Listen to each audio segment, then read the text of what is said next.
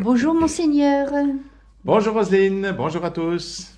Bonjour à tous en effet. Alors merci pour vos questions qui nous sont parvenues. Et certaines de vos questions nous questionnent sur l'espérance. C'est le thème de cette année jubilaire, monseigneur. Exactement, oui. Nous sommes pèlerins de Il faut pouvoir l'espérance. l'honorer. Merci à la personne qui a posé la question, ça nous permet d'être sur les rails. Exactement. Alors cette espérance, elle ne nous semble pas toujours accessible. Je reprends cette question d'un auditeur. Comment expliquer à un ami qui se laisse déprimer devant les difficultés de la vie qu'il a en lui, par son baptême, l'autorité et la victoire du Seigneur sur toute situation et qu'il peut la proclamer et en vivre? Oui, alors la question de la dépression, c'est quelque chose de très complexe. Ce que dit cet auditeur est tout à fait vrai. Mais on ne peut pas parler à quelqu'un dépressif de cette manière-là. J'ai soigné des dépressifs. C'est très très compliqué. Le dépressif n'est plus capable d'entendre des choses comme ça.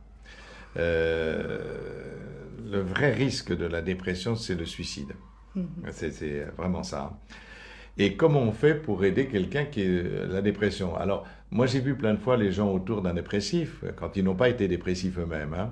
C'est «Ah mais secoue-toi, il faut avancer, il faut faire cela». Et donc tu en dis «Mais tu sais, Jésus t'aime, tu vas pouvoir, tu peux vaincre cela, etc.» Oui, oui, oui, tout ça est vrai, mais ça n'a aucun impact. Et ça ne fait qu'enfoncer la personne. Et donc, moi, j'ai vu, personnellement, les seules personnes qui savent s'occuper d'un dépressif, c'est des gens qui sont passés eux-mêmes par la dépression parce qu'ils savent les mots qu'il faut employer. Ils savent la grande patience qu'il faut, pas à pas, c'est vraiment pas à pas. Parce que dans la dépression, évidemment, il y a des traitements antidépresseurs, heureusement d'ailleurs. Mais ces traitements antidépresseurs, dans les premiers temps, en fait, il y a un risque. Parce que les antidépresseurs sont efficaces, mais au bout de 15 jours, 3 semaines. Et il risque de lever l'inhibition du suicide. Donc il y a un risque suicidaire. C'est pour ça qu'on donne des anxiolytiques au début, en masse, pour éviter justement cela, pour faire tomber l'angoisse et éviter le geste suicidaire. Donc tout cela est vrai, que nous avons tout ce qu'il faut en nous par la grâce de Dieu, mais la première chose, c'est d'abord de les aimer et de leur montrer qu'on les aime, qu'on a besoin d'eux, qu'on a vraiment besoin d'eux. Alors eux, ils se sentent complètement inutiles, complètement rejetés, enfin, ils n'arrivent même plus à s'apprécier eux-mêmes. C'est ça le problème. Ils ne voient plus du tout rien de positif.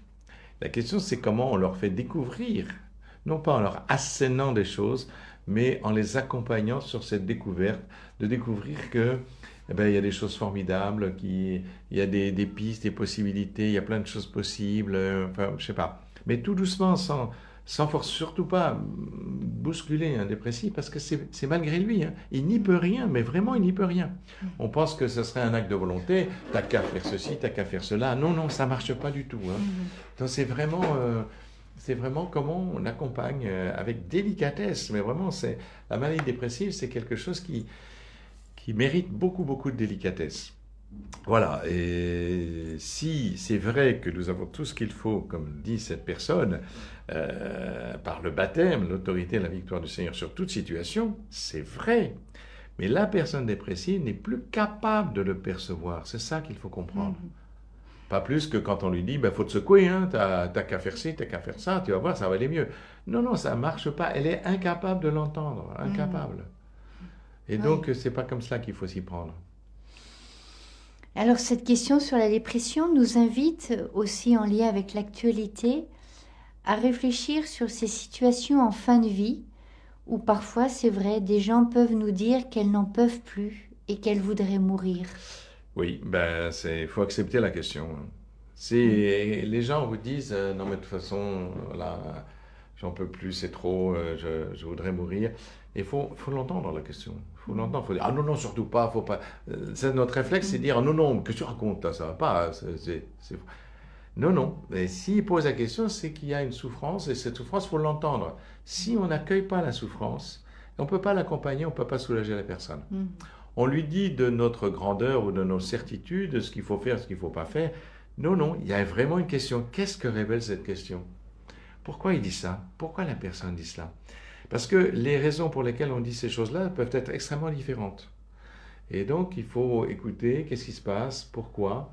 Et en fonction de ce qui nous est dit, on peut trouver la piste, la solution éventuellement, vous voyez, pour aider la personne. Un médecin ou même la famille avec un dépressif essaie de trouver la solution en entendant que si la personne veut mourir, quelle que soit la manière dont elle veut mourir, mais que ce soit un suicide, comment on écoute la personne pour regarder la raison pour laquelle elle dit ce qu'elle dit. Vous voyez, moi j'ai vu ça, bon je vous l'ai peut-être déjà raconté ici, je ne sais pas, mais une fois, ça c'était à propos de l'euthanasie, c'était une jeune femme, c'était tout à fait, au début je faisais des remplacements là, donc ça date de 78, quelque chose comme ça, et une jeune femme que je venais, 30 ans à peu près, 35 ans, cancer du sein, métastasé partout, elle avait des métastases lytiques, c'est-à-dire qui mangent l'os, et donc qui sont très douloureuses, et je l'avais mis au Palfium à ce moment-là, il n'y avait pas de soins palliatifs. Hein. Et c'était compliqué, mais tous les jours, je venais la voir. Et elle m'accueillait avec un sourire absolument charmant. Et vous, docteur, comment ça va? Alors que je savais qu'elle avait terriblement souffert, donc je lui donnais du Palfium, des choses comme ça. Et elle était recueillie chez ses parents à ce moment-là. Et sa sœur vient me voir en disant, mais qu'est-ce que vous attendez pour la faire passer de l'autre côté? J'ai dit, dis donc, hein, elle ne me demande rien, puis sa sœur, elle me demande de la faire passer, ça m'avait scandalisé, je l'avoue. Hein. Mais en réfléchissant, je me dis, mais qu'est-ce que ça veut dire? Il faut essayer de comprendre ce que ça veut dire. Pourquoi elle a dit ça? Parce qu'elle supportait sans doute pas de voir sa sœur qu'elle aime souffrir sans rien pouvoir faire. On voit aujourd'hui avec les soins palliatifs, par exemple, que une personne qui souffre, qui est dans sa famille par exemple, qui est dans sa famille, si vous apprenez à la famille à désobstruer, à se servir d'une pompe à morphine ou de mettre une petite pipette sous la langue, ça va très vite là, pour soulager la douleur, elle peut faire quelque chose qui soulage. Et du coup, les médecins me disent, il n'y a plus de demande de la famille pour faire passer, parce que leur affection peut s'accompagner d'un geste concret. C'est l'impuissance qui nous fait dire des choses comme ça. Et donc, vous voyez, bon, là c'est un exemple pour vous montrer, il faut essayer de, pourquoi la personne dit ce qu'elle dit. Essayer de comprendre, de remonter à la source et de trouver la solution adéquate. Parce que c'est vrai qu'il est facile de condamner tout de suite, mais si la personne dit cela, qu'est-ce que cela veut dire et comment faire? Alors, après, il y a la situation de fin de vie. Alors ça, c'est pas forcément la fin de vie. Hein. Si c'est la fin de vie, elles n'en peuvent plus. Souvent, les gens demandent à mourir parce qu'ils se sentent inutiles. Hein. Ils se sentent un poids, souvent on me dit ça, hein, mais je suis un poids pour ma famille, etc. Et alors que la famille, des fois, ne demande rien du tout. Mais cette espèce de culpabilité qu'on traîne, en plus, en Belgique, on m'a dit, hein, où l'euthanasie est présente depuis 20 ans, eh bien, les médecins m'ont dit, il y a une scène d'ambiance, des personnes âgées disent, je ne veux pas encombrer mes enfants. Hein. Donc ça rentre dans les mentalités, il faut faire attention à ça, hein, parce que ça peut être dangereux. Hein. Est-ce qu'on encombre vraiment ses enfants? La question c'est, quand on aime quelqu'un, est-ce que quelqu'un nous encombre? Bien sûr, il va nous obliger à faire des choses, il va nous obliger à s'occuper de lui. Moi je vois mon frère aîné, sa femme a fait une maladie d'Alzheimer. Pendant 5 ans, il l'a accompagné tous les jours. Il l'a gardé chez lui, etc. Mais moi, j'admirais mon frère. Bon, voilà, il a été ce qu'il a été avant. Hein. Mais en tous les cas, la façon dont il s'occupait de sa femme qui avait complètement perdu la boule, tous les matins, il l'a réveillée en chantant une petite chanson. Et comme les maladies d'Alzheimer, c'est souvent la seule chose qu'ils savent encore faire, c'est chanter. Chanter en se rappelant des vieux souvenirs. Et donc, tous les jours. Mais je me dis, mais quelle délicatesse, quelle tendresse. Qu'est-ce qui est inutile? Mais ça a été quelque chose pour mon frère aussi. Maintenant, elle est décédée. Mais bon, j'ai été le voir il n'y a pas longtemps. Voilà, maintenant il refait sa vie autre. Enfin, il fait sa vie, il vit tout seul. Hein. Mais voilà, il est obligé de reconstruire sa vie tout seul. Mais est-ce que ça a été un poids pour lui? Non, ça a été peut-être le lieu d'une révélation. La révélation de ce qu'il y a de meilleur en lui. Et voilà, donc il ne faut pas considérer qu'on est forcément un poids. On est aussi peut-être un révélateur aussi. En fait, notre travail, c'est révéler l'amour. Hein.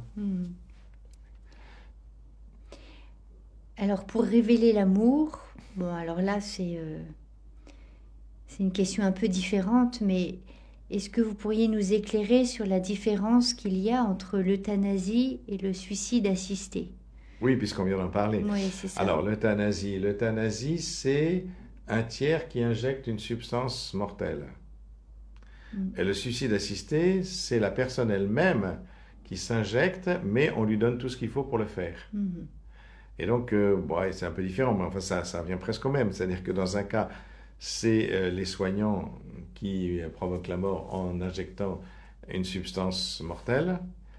Et contre le serment d'Hippocrate, je vous rappelle que le serment d'Hippocrate disait, Hippocrate disait, 4e siècle avant Jésus-Christ, je ne donnerai pas de poison même si on m'en demande.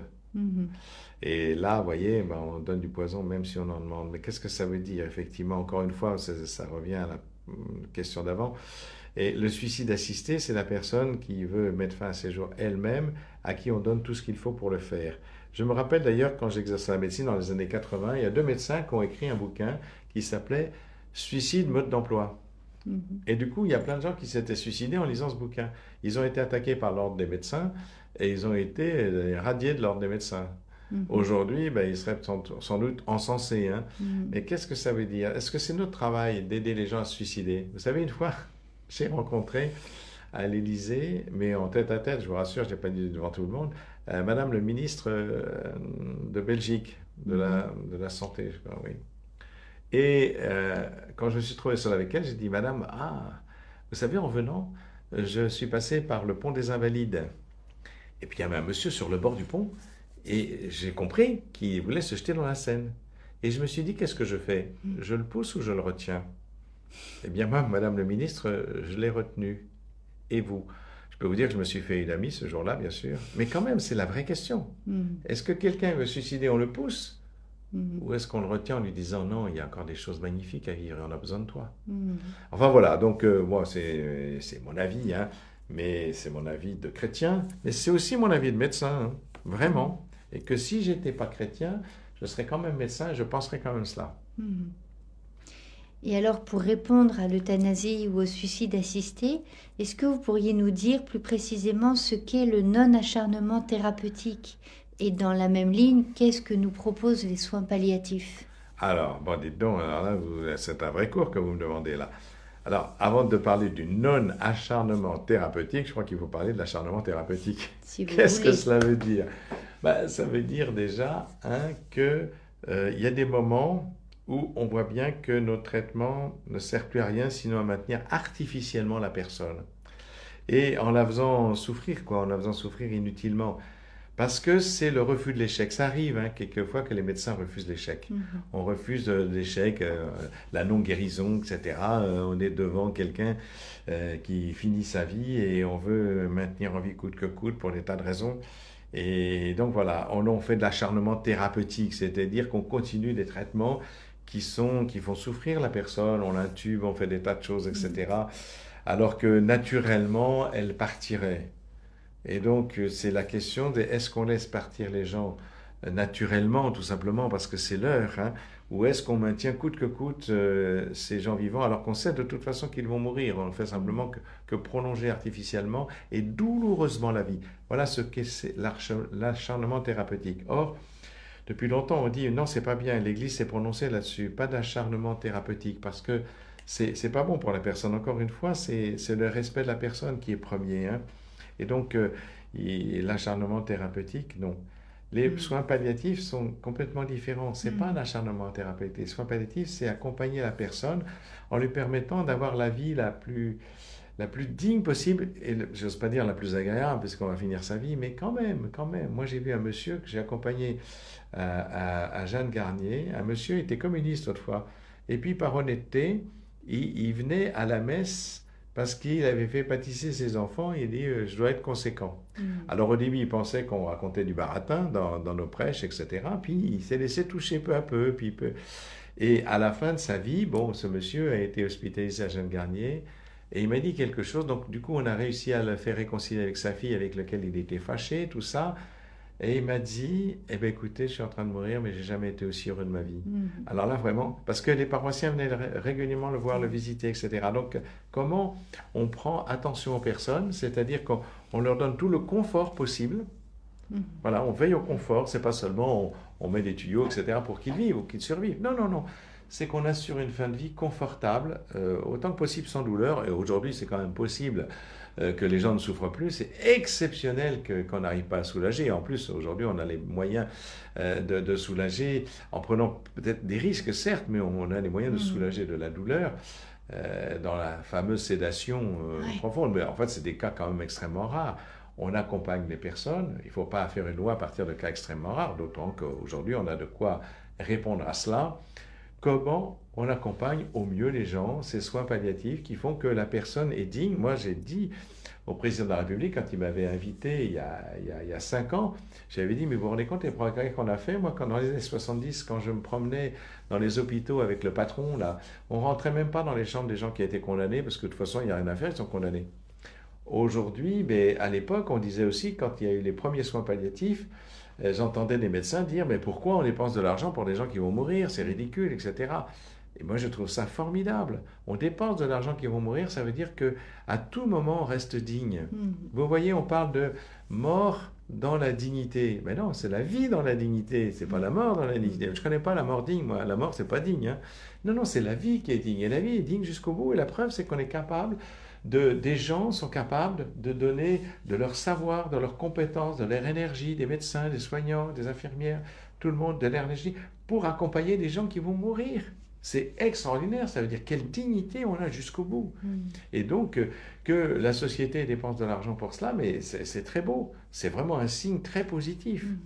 Et donc, voilà, moi, ce que proposent les soins palliatifs, c'est toujours quelque chose qui accompagne au mieux les personnes, et en leur assurant, la dignité, 2, le confort, et la possibilité de voir leurs proches, d'être accompagnés. Alors, soit des soins palliatifs dans un lieu dédié, bien sûr, quand la personne est seule, par exemple, ou même aujourd'hui, on propose des soins palliatifs à domicile. Hein. On a fait quelques expériences. Quand j'étais à Nanterre, ça a commencé par la Garenne-Colombe, un prêtre et un monsieur qui avaient proposé ces services pour créer un système qui s'appelle Visitatio, où on engage un médecin. On l'a fait dans le 14e arrondissement après, quand j'étais à Paris, un médecin spécialiste en soins palliatifs, à mi-temps pour qu'il aide les généralistes sur coin pour pouvoir garder les personnes à domicile. Et donc voilà, c'est comme les gens préfèrent mourir à domicile, hein, c'est sûr, que de mourir à l'hôpital. Et donc il y a la possibilité aussi de faire cela. Et puis d'avoir des personnes que l'on forme et qui les accompagnent, mais pas pour soigner, mais pour accompagner. Merci beaucoup, Monseigneur, pour ces réponses ancrées dans le réel et en même temps pleines d'espérance, parce que ces moments peuvent être le lieu de la révélation de l'amour, du meilleur que chacun donne à l'autre au travers de l'épreuve. D'autant que c'est vrai que c'est le moment des réconciliations. Moi, je vous ai raconté déjà peut-être que moi j'avais vu un monsieur qui va mourir dire « Surtout ne dites pas à mes enfants que je vais mourir ». Et les enfants disent « Dites pas à papa qui va mourir ». Je dis alors que c'est le moment de se dire des choses, hein, de se demander pardon, de se dire qu'on s'aime, etc. C'est des moments cruciaux, hein. C'est fondamental. Hein.